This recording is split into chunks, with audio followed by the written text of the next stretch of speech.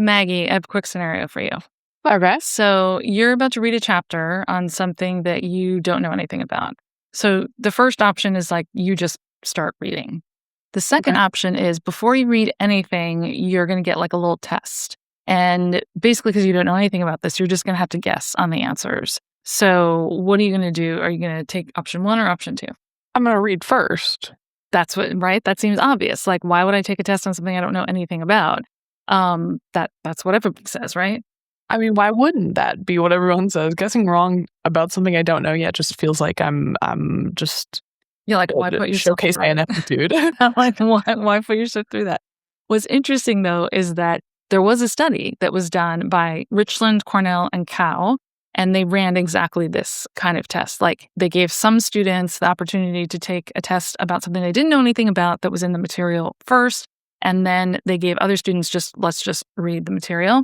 And the guessers, the ones who missed all the questions, took this test before, didn't know anything about it, missed all the questions, they actually remembered the material better a week later than the group that just got like extra reading time. That feels like that has to be wrong, but I believe you. Right? It seems crazy, right? So it seems like they wouldn't have any chance to get everything right. So like, why would they even bother doing it? So what's interesting is that this is part of a concept that we use called desirable difficulty. It's the idea that some struggle that you're having while you're learning is actually helping to do the learning for you. Like you need that little bit of struggle. So, which is a good explanation for why, when you have a struggling kid, they actually might be doing something right if they had the right structure around them. So that's what we're going to talk about today, desirable difficulty in cognitive science. Hi, everyone. I'm Beth Callahan. And I'm Maggie Hagen. And this is High School Wasn't Built for Every Kid. Starting today, we're doing something a little bit different. Every so often, we're going to grab one finding from the science of learning that we use, and we're going to really talk about it, what the concept is, and then how it applies to kids, and also how it appears in traditional high schools and maybe other options. So, This one feels like a good place to start because it's the one that explains why feeling confident when you study might actually be a bad sign, which feels really non-intuitive. Exactly. You don't want the reassurance that you know everything when you're studying. So by the end of this, we'll understand theoretically why getting something wrong on purpose is actually better than just getting it right. Exactly. So desirable difficulty. It's a weird combination of words. Totally. It makes it seem like difficulty is desirable, right? Like we want to be struggling, which feels like, okay, why would we want to be struggling, right? So it's not difficulty for the sake of difficulty though, right? There's Exactly. The difficulty has to be doing something. Okay, so mechanistically, what's actually happening when I guess incorrect answers on purpose? Right. So when you're taking a test that you don't know anything about, you still are kind of looking for the information, right? So when you're searching your memory, you're looking for that information, and that is creating a kind of a pathway. Okay, so we're like straying towards something. Exactly. It's kind of like you're looking for that information and priming a pathway for the place where that information can be stored. So by looking and recognizing that there's nothing there, it highlights in our brain a spot that we can drop the answer into then. Exactly. And that's what the test or the study that I referred to before, actually a different study, Cornell, Hayes, and Bjork, tested that people who failed to retrieve something first, actually tried to retrieve information that they didn't have, held on to the right answer better than people who were just given information but didn't already kind of have this priming of a place to store it. Okay, so it sounds kind of like just putting in more effort gives you better results, which I guess is kind of intuitive. Yeah, exactly. You think if I study harder, then I'll do better. But what's interesting is that there's a split between, it is about that struggle, but the struggle has to be a particular kind of struggle. And I think some kids think that the struggle is I just spend more time reading. This is hard. I'm just going to spend a lot of time reading chapters and reviewing my notes and whatever, and that's the struggle. But there's a real difference between learning and performance. So performance is what we often focus on when a student is doing that kind of like, I'm just rereading my notes. We want to be able to perform on the day. Students don't know this, of course, because our students aren't taught cognitive science. But performance is how you perform like on that test that day. But learning is about what you are actually retaining and is still there, like in a month. Okay, so those don't always move together. Putting in more effort for a good performance isn't necessarily going to mean that you learn. Exactly. It's like the joke that we all know about like cramming for a test and then like the night before, like you stay the all-nighter, right? You stay up all night, you're like cramming for the test, and the next day you do well on the test. But a week later, you don't remember anything that you did on that test, right? So then, you end up with like the next month, you have no idea, and you end up having to like study that all again. So desirable difficulty in this case is like, it might be ugly in the meantime, and it should be ugly in the meantime, but it's worth eating that day of to get the payoff later of I actually learned it. I didn't just put it in my short-term memory for a little while. Yeah, exactly. It's like you want to have that struggle, even though it feels bad in the moment. You want to have that struggle in order to remember the stuff later. So we need to kind of like, you've heard this before. We need to like sit with that discomfort. We have to understand that feeling like we don't know is actually helping prime our brains to be able to know. Okay. You have my attention. I'm interested, but I think I need more examples. Like how else does this show up? What? Yeah.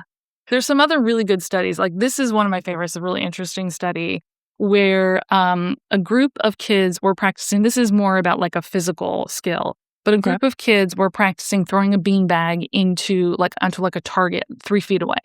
So in this study, they divided the kids into 2 groups. So one group were the kids who practiced throwing the beanbag to the target 3 feet away.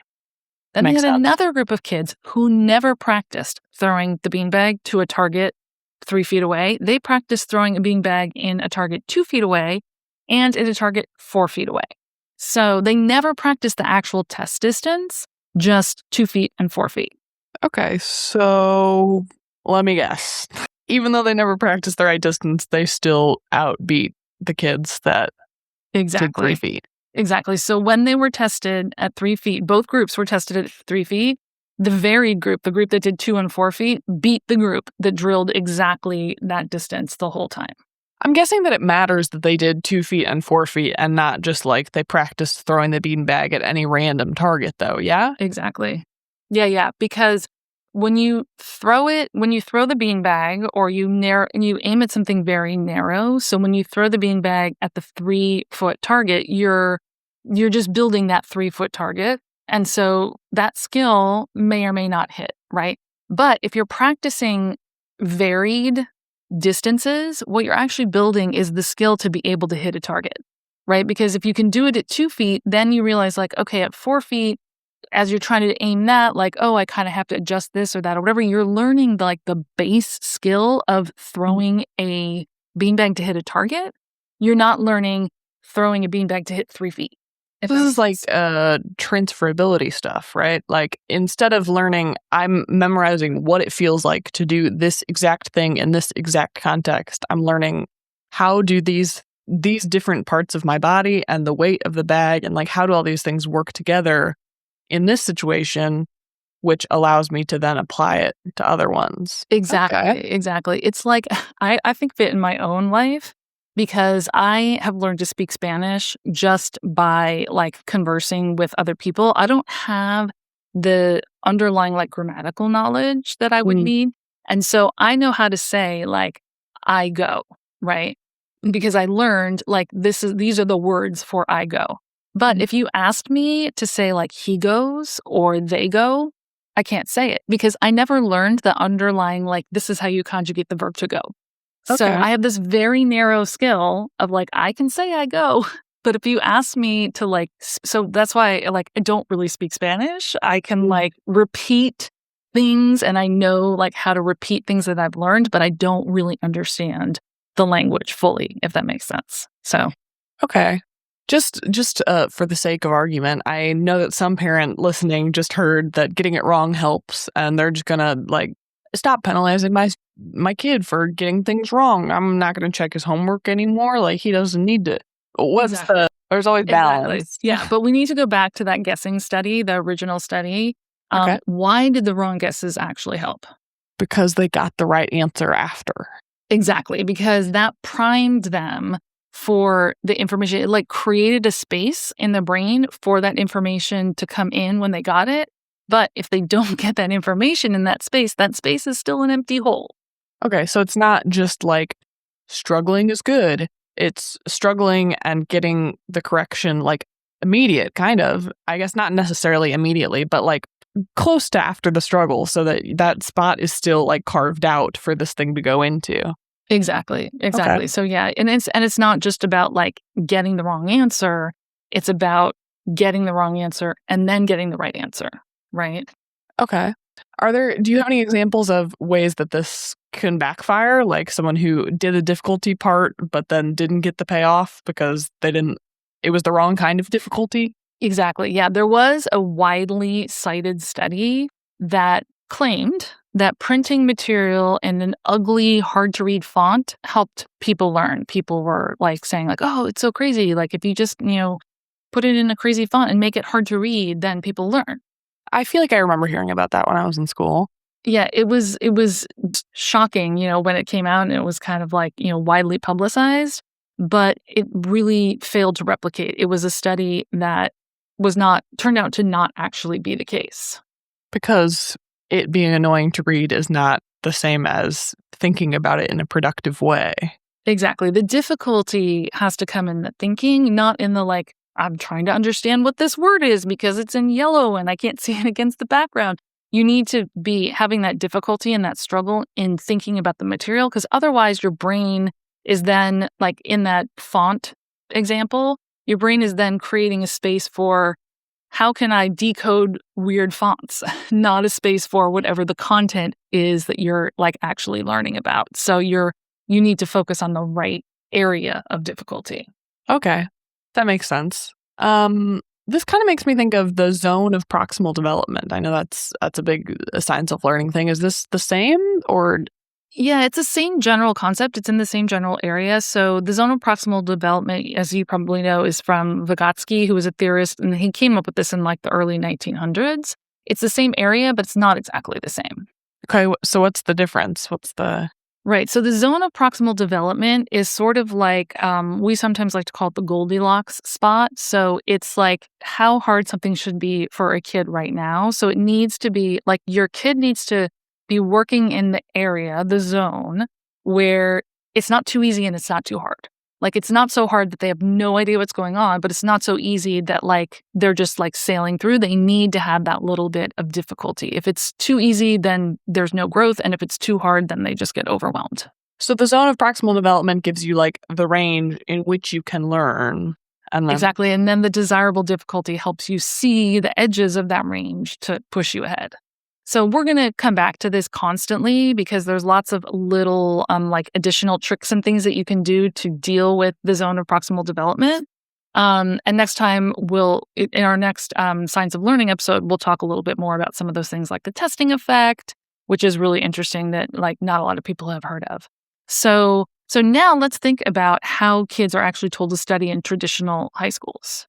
So what are they told? They're told to reread their notes, look over the chapter again, highlight the important parts. All of that feels like it's working hard. Totally. Like that's what you're doing when you're cramming the night before, right? It's like, okay, yeah, I've got to reread my notes, or sometimes you'll like rewrite your notes or highlight or reread the chapter. And it all feels like it's working, but that's the trap. And it's something that is called the illusion of fluency. So when you reread something, it makes it feel familiar, like, oh, I read this before. I remember I read this before. But familiarity gets misread as learning. Okay. So rereading a chapter 5 times feels like I could recite that chapter by heart. Like I totally know it, but... Yeah, you feel like you know it, but then like a month later, you don't remember any of it. Like you might remember it the next day for your exam because you can perform it, but you're not really learning it. So that can be super frustrating, right? When a kid feels like they put in all the work. They're like, oh my gosh, I did an all-nighter. I reread my notes 5 times and I reread the chapter and I highlighted and I did this and that. And they do okay on the test, but then it comes for the midterm or the final or something, and then they have to do it all over again. Like, that's super frustrating.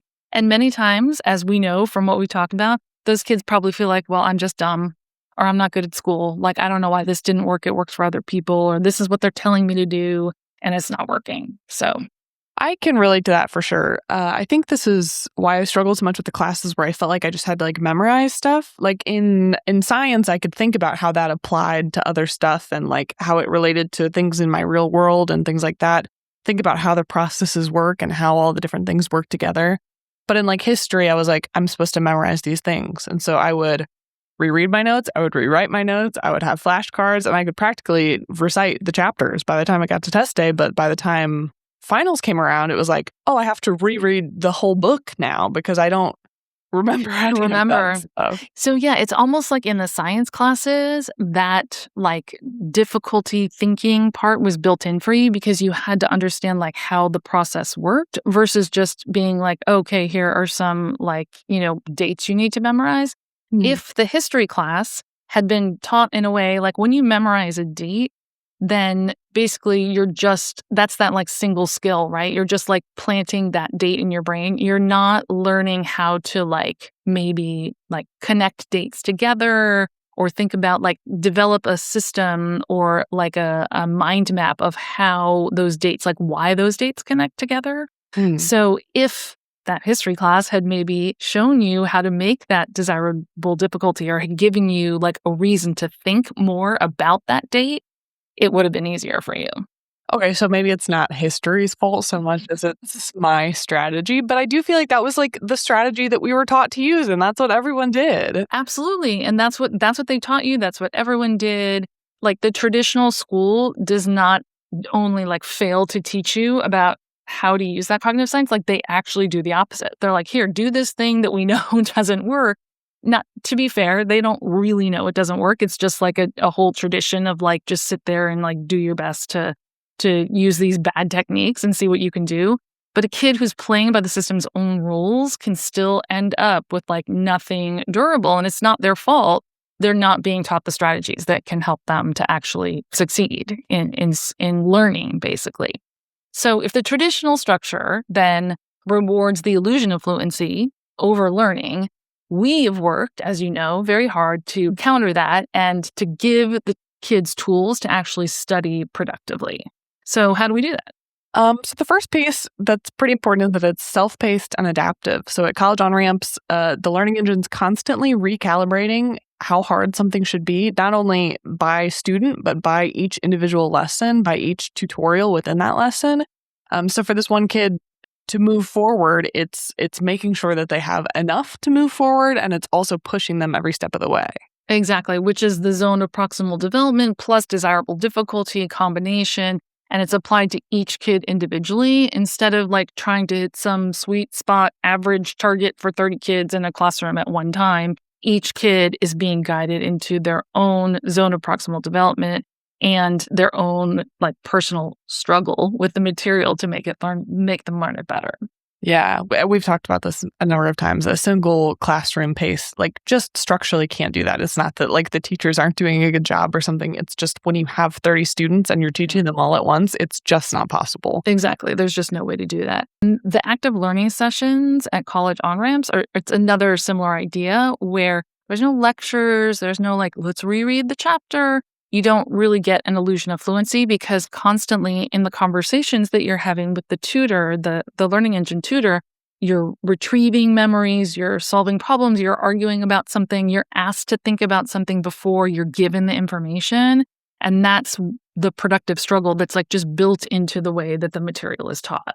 So we have kind of a dual whammy of we're teaching them the skills to do these things themselves, but also within the context of their lessons, they don't have to plan any of that themselves because it's built in. It's the foundation of the program. So they don't have to think about what's the best way for me to study that. In fact, exactly. I imagine, we don't really know yet for this program, but based on our the other programs we've worked on, I imagine they're going to get to the time to study for their test and be like, what do I feel like I know this. Like the studying part almost becomes a bonus, like a little thing to do on top, but like you don't need it so much because you've been reusing that information the whole time.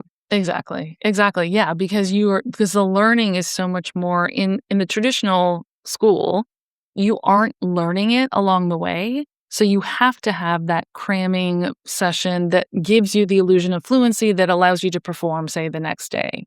But with our program, you're actually learning it in each module. And so what studying looks like is more of a just like, oh, let me review, let me think about these concepts. Like it's more about thinking, maybe writing something out And when you're reviewing those concepts, you have multiple different contexts in which you've looked at that idea to pull from instead of just let me memorize this one version of it that we talked about in class. Exactly. And then also the rubrics, the feedback, the twice weekly mentor sessions, all of that covers the correction half for anything that they like missed the first time. They have the space to get things wrong because there are all these safeguards built in to ensure that they not only get the right information after the error, but then they use that information and they're like really locking it in. Exactly. Yeah. We never let like a wrong answer just sit them or let them like struggle unnecessarily. Like we're always giving them the right answers after they have like built that space for the right answers in their brains. Yeah. We don't want them to struggle just for the sake of struggling. We want them to grapple with the information in a way that allows their brain to just retain the stuff that they need to learn. Exactly. And that retaining, that actually getting the learning is what we replace seat time with. Basically, instead of seat time, sit in and nobody moves on until the calendar says that we move on. Students, in our case, move on because they're ready to progress to the next thing. They've actually done the learning.